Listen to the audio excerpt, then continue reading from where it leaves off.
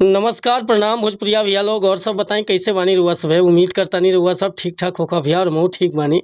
तो स्वागत बाटे आप सबके राइटर विजय बागी के चैनल पर। और आज उपस्थित बानी भैया आप सबके बीच लेके सावन स्पेशल गीत और दिल से बता दूं भैया 1 नंबर के मीटर बा। बस एक नया म्यूजिक बनवा के बढ़िया तरीका से गायकी कर देता नहीं तो गाना सावन में बच जाए भैया। तो चलिए देर न करते हुए मैटर के शुरुआत कर लिया कि कैसे गीत के गायक बा, का एकर धुन बा, का लय बा। लेकिन वीडियो स्टार्ट कर से पहले भैया एगो बात बतावल चाहब।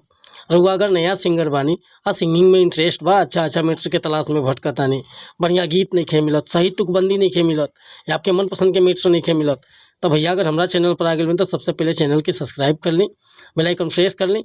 हर रोज़ रुआ के नया मैटर सुने के, देखे के और गावे के मिली भैया।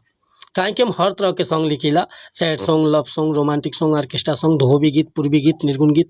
रउआ कोनो प्रकार के मैटर लिखवाओ बा बेहिचक संपर्क कर सकीले। नंबर हमारे डिस्क्रिप्शन में बता, हम लास्ट में बता दें।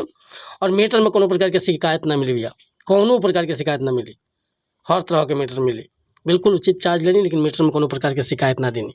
आज के मुखड़ा देखिए कैसे गाओ बाटे।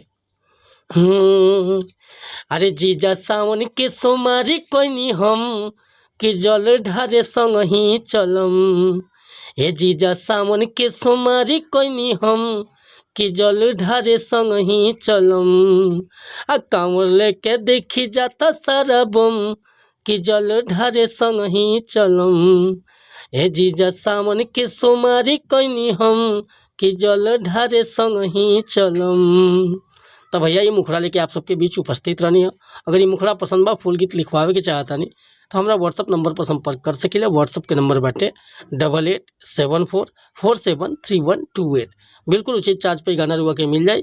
अच्छा है पर्सनल मैटर लिखवाओ बा, ट्रैक पर नया जैसन चाहिए बेहिचक रुआ कॉल कर सकीले या व्हाट्सअप कर सकीले। और हाँ भैया मिलत ने अगला वीडियो में। वीडियो पसंद आए तो लाइक करब, कमेंट करब और सपोर्ट करब रुआ सबके अच्छा मैटर लेके।